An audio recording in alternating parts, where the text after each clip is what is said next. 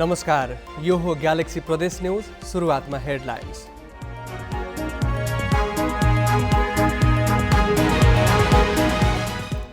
आसन्न उपनिर्वाचनमा 12-2 जसपालाई समर्थन गर्ने काङ्ग्रेसको निर्णय। तीनवटै क्षेत्रमा गठबन्धनबाट साझा उम्मेद्वार बनाउने प्रयास। लालबन्दी नगरपालिकाका शिक्षा प्रमुख तिमिल सिन्हा सहित 3 जना विरुद्ध विशेष अदालतमा आरोप पत्र दायर। गलत लिखत तयार गरी भ्रष्टाचार गरेको आरोप। कैलालीको घोडाघोडीमा 35 लाख खर्चेर सडकमा जडान भएका सौर्य बत्ती बल्नै छाडे। मर्मत सम्भार गर्नेतर्फ स्थानीय सरकारले ध्यानै दिएन। र डोल्पामा घरभित्र लुकाएर राखिएको अवस्थामा 69 बोरा अवैध जटामसी बरामद। सङ्कटापन्न वन्यजन्तु र वनस्पतिको अन्तर्राष्ट्रिय व्यापार ऐन बमोजिम कारबाही प्रक्रिया सुरु।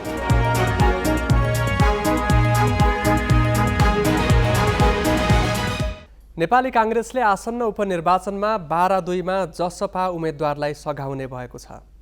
पार्टी कार्यालय सानेपामा आज बसेको केन्द्रीय कार्य सम्पादन समितिको बैठकले 12-2 जसपालाई समर्थन गर्ने निर्णय गरेको हो। त्यहाँ जसपा अध्यक्ष उपेन्द्र यादवले उम्मेदवारी दिने तयारी गरेका छन्। बैठकपछि सहमहामन्त्री बद्री पाण्डेले उपनिर्वाचन हुने 3वटा क्षेत्रमा गठबन्धनबाट साझा उम्मेद्वार बनाउने गरी 12-2 जसपालाई समर्थन गर्ने निर्णय भएको जानकारी दिए। 10 गते हुने उपनिर्वाचनका लागि तनहुँको 1 नम्बर निर्वाचन क्षेत्र हामीले पहिले नै उम्मेदवार प्रस्तुत गरिसकेका थियौँ, गोविन्द भट्टराई।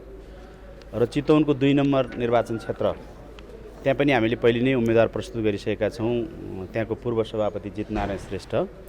र 12 को निर्वाचनमा जहाँ निर्वाचन हुँदैछ उपनिर्वाचन, त्यहाँ हामीले गठबन्धन दलहरू 3 ठाउँमा साझा उम्मेदवार प्रस्तुत गर्ने गरी उपेन्द्र यादवलाई हामीले हाम्रो पार्टीको तर्फबाट साझा उम्मेदवारका रूपमा स्वीकार गर्ने निर्णय गरेका छौँ।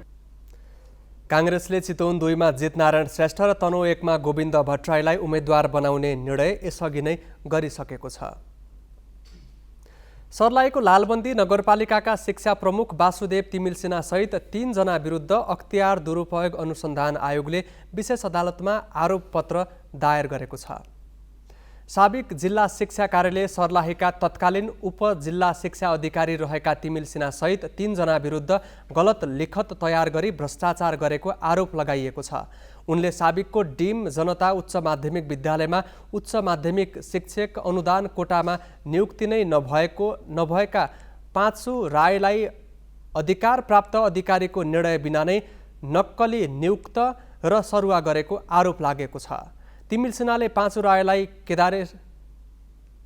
केशोर गरिब जनता माध्यमिक विद्यालयको उच्च माध्यमिक शिक्षक अनुदान कोटामा सरुवा पदस्थापना गर्न साबिकका जिल्ला शिक्षा कार्यालय सर्लाहीको समर्थन र आदेशमा नक्कली लिखत बनाएको अख्तियारद्वारा जारी विज्ञप्तिमा उल्लेख छ। यसैगरी तत्कालीन प्राचार्य हाल राम अवतार जनता माध्यमिक विद्यालय हरिवनका प्रधानाध्यापक नारायण प्रसाद वाग्लेले निज रायलाई अर्थशास्त्र विषयको शिक्षक पदमा करार नियुक्त गरेको भनी नक्कली लिखत बनाई नेपाल सरकारलाई हानि नोक्सानी पुर्याउने कार्य गरेको आरोप लागेको छ। निज रायलाई पनि नियुक्ति र सरुवा पदस्थापनाको नक्कली लिखत तयार गर्न मिलेमतो गरेको आरोप पत्रमा उल्लेख छ।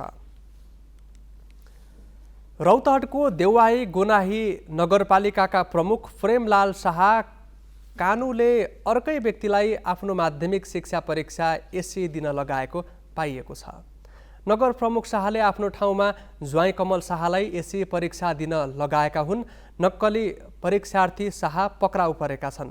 मौलापुर नगरपालिका लक्ष्मीनिया मावि केन्द्रमा सञ्चालन भइरहेको परीक्षामा नियमित तर्फको सिम्बोल नम्बर 35,03,728 का विद्यार्थी प्रेमलाल शाह कानुको सट्टामा परीक्षा दिइरहेका कमल शाहलाई परीक्षा अनुगमन टोलीले पक्राउ गरेको हो। परीक्षा सञ्चालन भइरहेका बेला अनुगमन टोलीलाई परीक्षार्थीमाथि शङ्का लागेर जाँच गर्दा शाह पक्राउ परेका हुन्। पक्राउ परेका शाहमाथि अनुसन्धान भइरहेको जिल्ला प्रहरी कार्यालय रौतहटले जनाएको छ। मिटर ब्याज पीडितले महोत्तरीको गौशालामा प्रदर्शन गरेका छन्। उनीहरूले गौशाला बजारबाट र्याली सुरु गरी नगर परिक्रमा गर्दै गौशाला नगरपालिका कार्यालय अगाडि प्रदर्शन गरेका हुन्। केन्द्र सरकारसँग भएको सम्झौतामा आफूहरू विश्वस्त हुन नसकेकाले कार्यान्वयन नहुँदासम्म दबाव स्वरूप आन्दोलन गर्ने उनीहरूको भनाइ छ।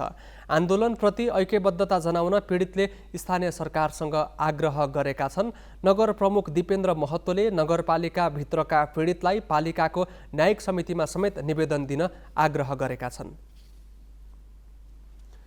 कैलालीको घोडाघोडीमा सरकारले लाखौं बजेट खर्चेर जडान गरेका सौर्य सडक बत्ती बल्न छाडेपछि स्थानीय समस्यामा परेका छन्। सङ्घीय सरकारको 35,10,000 लागतमा नगर क्षेत्रमा जडान भएको सौर्य सडक बत्ती बल्न छाडेको लामो समयसम्म मर्मत सम्भारमा तालुकदार निकायले चासो देखाएका छैनन्।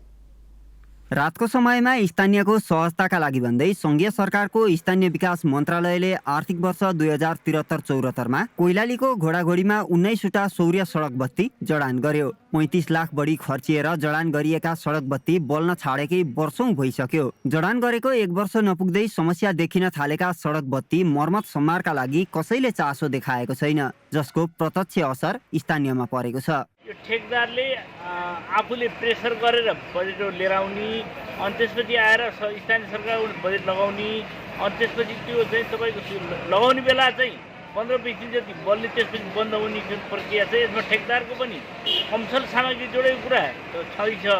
त्यसमा सरकारको पनि अत्यन्त लापरवाही हो। अब अहिले तपाईँको राति हिँड्दाखेरि कतिपय जङ्गलका बाटाहरू छन्, तपाईँको बजारका बाटाहरू छन्। यसलाई चाहिँ मर्मत गर्नुपर्छ र यो स्थानीय सरकारको तुरुन्त ध्यान जानुपर्छ भन्ने लाग्छ। सौर्यबत्ती नियमित मर्मत सम्मार गर्नतर्फ स्थानीय तहले चासो नदेखाउँदा राज्यको लगानी बालुवामा पानी बनेको छ। यस क्षेत्रका सबै सडक बत्ती प्रयोगविहीन बन्दा रातको समयमा दुर्घटनाको जोखिम समेत बढ्दो छ। हाम्रो बजारमा अलिकति उज्यालो बनाउनको लागि यो सोलरका पाताहरू 13वटा सोलरहरू जडान गरिएका थिए। त्यसमा अधिकांशमा पाताहरू छैनन्, कसैमा ब्याट्रीहरू छैनन्। यो पनि राज्यकै सम्पत्ति हो। अब उज्यालोको लागि बनाएको थियो, अन्धकार बनाइदिएको छ। यसमा सरोकारवाला व्यक्तिको ध्यान आकर्षण गराउन चाहन्छु। हाल बन्द अवस्थामा रहेका नगरभित्रका सौर्य सडक बत्ती पुनः सञ्चालन तथा मर्मत सम्मारका लागि घोडाघोडी नगरपालिकासँग कुनै ठोस योजना छैन। राज्यको लाखौं रकम दोहन भइरहँदा समेत स्थानीय सरकार मुखदर्शक बनेको छ। सडक बत्ती मर्मत सम्मार 75 सालतिर 75 सालतिर बनिरहेको थियो जस्तो लाग्छ मलाई।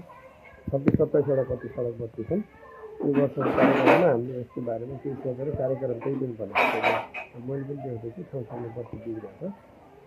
अब सम्बन्धित प्राविधिकहरूलाई लगाएर यसको लागत इस्टिमेट गरेर कति लागत लाग्छ, नगरपालिकाले के गर्न सक्छ, त्यसपछि चाहिँ हामी सोच गर्छौँ। अहिले तत्काल चाहिँ केही प्लानिङ सोच बनाएको छ।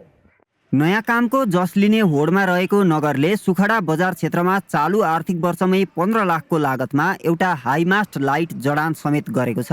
तर नगरको साँडेपानी, सुखडा र पहलमानपुर बजार क्षेत्रमा जडान भएका सौर्य सडक बत्ती कहाँ छन् भनेर रातको समयमा ठम्म्याउन टर्च लाइटको सहारा लिनुपर्छ। ग्यालेक्सी फोकेका लागि कैलालीबाट ईश्वर जैसीको रिपोर्ट। डोल्पामा घरभित्र लुकाएर राखिएको अवस्थामा 69 बोरा अवैध जटामसी बरामद भएको छ। सदरमुकाम दुनै नजिकै ठुली भेरी नगरपालिका धुपीचौरको एक घरमा लुकाइराखेको 69 बोरा जटामसी डिभिजन वन कार्यालय डोल्पाले बरामद गरेको छ। बरामद भएको जटामसीबारे अनुसन्धान गरी सङ्कटापन्न वन्यजन्तु र वनस्पतिको अन्तर्राष्ट्रिय व्यापार ऐन बमोजिम कारबाही हुने डिभिजन वन कार्यालयले जनाएको छ। 73 अन्तर्गत चाहिँ अनुसन्धान अधिकृत तोकेर हामी चाहिँ अनुसन्धान गर्दैछौँ। कसले ल्याएको, कहाँबाट ल्याएर आएको, उसँग सम्बन्धित कुनै कागजात थिए कि थिएनन्, यो विषयमा चाहिँ अनुसन्धान गरिसकेपछि मात्रै हामीले यसमा हामी डिटेल यहाँहरूलाई जानकारी गराउने नै छौँ। पछिल्लो 1 वर्ष यता जटामसीको सङ्कलन रोकिएको छ। हिमाली क्षेत्रमा जटामसी सङ्कलनका लागि व्यापारीले वन विभागबाट सङ्कलन र छुट पूर्जी लिनुपर्ने व्यवस्था छ। जुम्लाको पातारासी सामुदायिक वनले यस व्यवस्थालाई हटाई जिल्ला वन कार्यालयले नै अनुमति दिनुपर्ने व्यवस्था कायम गर्न 2079 साल साउनमा सर्वोच्च अदालतमा मुद्दा दायर गरेको थियो। उक्त मुद्दामा सर्वोच्चले अर्को आदेश नआउँदासम्म जटामसी सङ्कलनमा पूर्ण रूपमा रोक लगाउन आदेश दिएको छ। जटामसी उत्खननमा रोक लागेपछि चोरी निकासी बढेको छ। डोल्पा, जुम्ला, मुगु, हुम्ला र सुदूरपश्चिमका हिमाली जिल्लाबाट जटामसी निर्यात हुँदै आएको थियो। जिल्ला अस्पताल सङ्खुवासभाले आफ्नै फार्मेसी मार्फत बिरामीलाई अन्यत्रभन्दा 80% सस्तोमा औषधि उपलब्ध गराउन थालेको छ। अस्पतालले फार्मेसीमा रहेका 210 प्रकारका औषधि र 71 प्रकारका सर्जिकलमा प्रयोग हुने औषधिमा 50 देखि 80% छुटको व्यवस्था गरेको छ। यसले बिरामी र तिनका आफन्तलाई राहत मिलेको छ भने महँगोमा औषधि किन्नुपर्ने बाध्यता पनि हटेको छ। सेवाग्राहीले यसलाई निरन्तरता दिनुपर्नेमा जोड दिएका छन्। पहिला हामीलाई जति औषधिहरू डाक्टरले चाहिँ लेखिदिएको हुन्थ्यो त्यो औषधि केही छुटमा छ भनेर हामी अस्पतालतिर गयौँ भने पाइँदैन थियो। तर अहिलेको हकमा चाहिँ अब धेरै प्रकारका औषधिहरू हो छुट मूल्यमा, मानौ त्यो राम्रो प्रतिशत छुट मूल्यमा हस्पिटलले उपलब्ध गराएको छ। यो सबल पक्षको कुरा मलाई लागेको छ, खुसी लागेको छ। औषधि बहुतै सस्तो रहेछ। बाहिर बजारमा किन्ने भन्दाखेरि यहाँ चाहिँ धेरै सस्तो रहेछ। बाहिर बजारमा 80 पर्नेमा यहाँ 20 रुपियाँ मात्रै पर्दो रहेछ। बहुतै सुविधा हो। अब यी पैसा नहुने गरिबहरूले पनि औषधि उपचार गर्न सहज भएछ। अस्पतालले आफ्नै फार्मेसी मार्फत बिलिङबाट औषधि खरिद गर्न थालेपछि सस्तोमा उपलब्ध गराउन सम्भव भएको छ। सरकारले तोकेका 70 प्रकारको औषधि पनि निःशुल्क उपलब्ध गराउँदै आएको छ। यसबाहेक स्वास्थ्य बिमामा आबद्ध बिमित बिरामीका लागि चाहिने औषधिसहित निरन्तर रूपमा प्रयोग भइरहने औषधिमा छुटको व्यवस्था मिलाइएको छ। एउटा चाहिँ तपाईँको नेपाल सरकारले तोकेका 70 प्रकारका निःशुल्क औषधिहरू। दोस्रो कुरा चाहिँ तपाईँको बिमामा आबद्ध बिमित बिरामीहरूको लागि चाहिने औषधि तथा औषधिजन्य सामग्रीहरू र ती भनौँ न दुईटा क्याटेगोरीमा नपरेकाहरूलाई चाहिँ हामी नगदी रूपमा पनि औषधि बिक्री वितरण गर्दै रहेको अवस्था छ अहिले यहाँ। अस्पतालले यी बिलिङ प्रक्रियाबाट अत्यावश्यक र निरन्तर रूपमा प्रयोग हुने 210 प्रकारका औषधि र 71 प्रकारका सर्जिकल सामान खरिद गर्ने गरेको छ। सिन्धुलीमा मापदण्ड विपरीत एम्बुलेन्स सञ्चालन भएको पाइएको छ। नेपाल रेड क्रस सोसाइटी विभिन्न संस्था, प्रतिष्ठान र निजी स्वास्थ्य संस्थाका नाममा सञ्चालित 40वटा एम्बुलेन्स मापदण्ड विपरीत सञ्चालन भएको पाइएको हो। एम्बुलेन्स निर्देशिका 2078 अनुसार क र ख वर्गको एम्बुलेन्सले मात्र बिरामी बोक्न पाउँछन्, जसमा उच्च स्तरीय स्वास्थ्य सेवा हुनुपर्छ।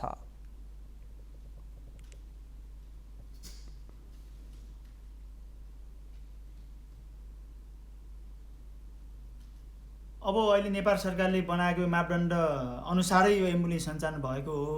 अहिले पछिल्लो समय चाहिँ नेपाल सरकारले यो सञ्चालन गरेको मापदण्ड चाहिँ परिवर्तन गरेर सबै एम्बुलेन्सहरूलाई चाहिँ ख वर्गको रूपमा लैजानु पर्ने, पुराना एम्बुलेन्सहरूलाई स्तरोन्नति गर्नुपर्ने र नयाँ ल्याउँदा चाहिँ ख वर्गकै एम्बुलेन्स ल्याउनु पर्ने प्रावधान भएको हुनाले यस्तो भएको हो। मलाई लाग्छ जिल्ला एम्बुलेन्स सेवा समितिको बैठक बसेर त्यसमा रेडक्रस पनि सदस्य हुन्छ र हामी त्यसलाई चाहिँ व्यवस्थित र प्रभावकारी ढङ्गले सञ्चालन गर्नको लागि मापदण्ड अनुकूल बनाउनको लागि चाहिँ हाम्रो प्रयास भइरहेको छ। मलाई लाग्छ केही समय प्रदान भयो भने सबै एम्बुलेन्सहरू मापदण्ड अनुसारै सञ्चालन हुने गरी हामी व्यवस्था मिलाउनेछौँ।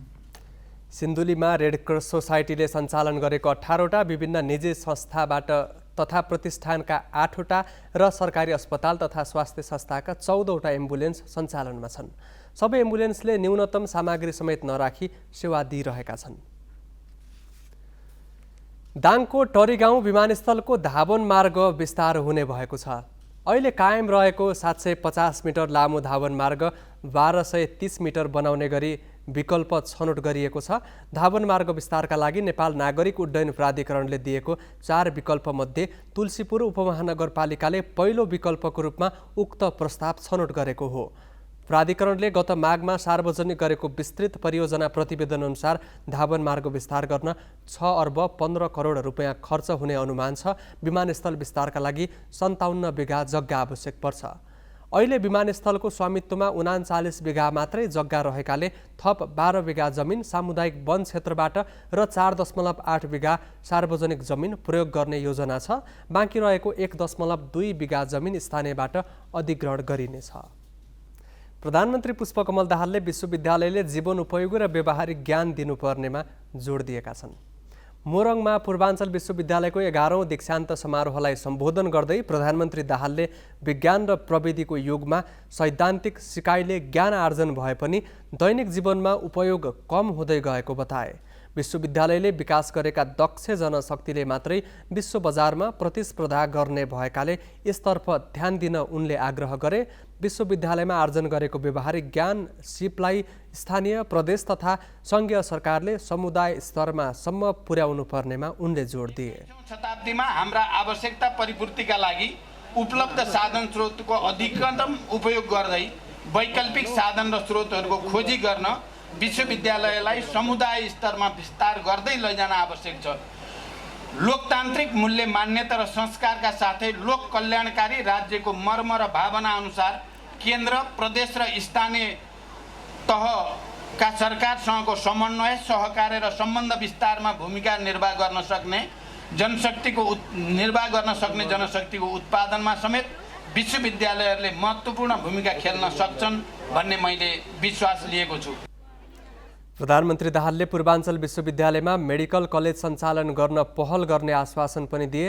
दीक्षान्त समारोहमा कला, कानुन, शिक्षाशास्त्र, व्यवस्थापन, चिकित्सा शास्त्र र विज्ञान तथा प्रविधि संकायका स्नातक, स्नातकोत्तर र एमफिल गर्ने 6513 जनालाई उपाधि प्रदान गरिएको छ।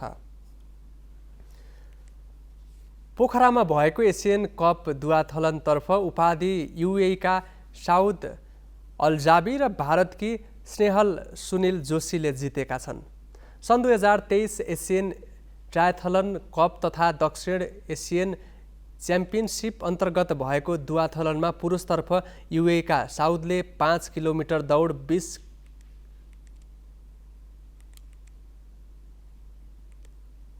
5 किलोमिटर दौड पुरा गरे। साथै 20 किलोमिटर साइक्लिङ र 2.5 किलोमिटर दौडको दूरी 59 मिनेट 27 सेकेन्डमा पुरा गर्दै उपाधि जिते। महिलातर्फ भारतकी जोशीले 1 घण्टा 12 मिनेट 19 सेकेन्डमा दूरी पुरा गरी उपाधि जितेकी हुन्। पुरुषतर्फ नेपालका हिमाल टमाटा दोस्रो, वसन्त थारूले तेस्रो स्थान हात पारे। त्यस्तै महिलातर्फ भारतकी सञ्जना सुनील जोशी दोस्रो, नेपालकी हुमी बुढा मगर तेस्रो भए। हामी ग्यालेक्सी प्रदेश न्युजको अन्त्यमा छौँ। जाँदा जाँदै हेडलाइन्स।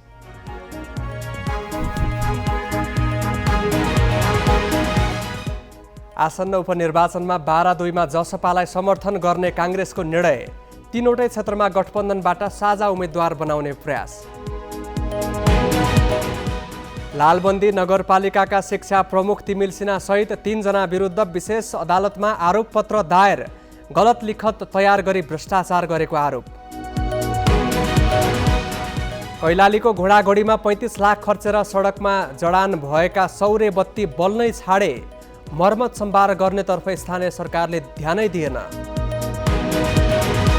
र डोल्पामा घरभित्र लुकाएर राखिएको अवस्थामा 69 बोरा अवैध जटामसी बरामद। सङ्कटापन्न वन्यजन्तु र वनस्पतिको अन्तर्राष्ट्रिय व्यापार ऐन बमोजिम कारबाही प्रक्रिया सुरु।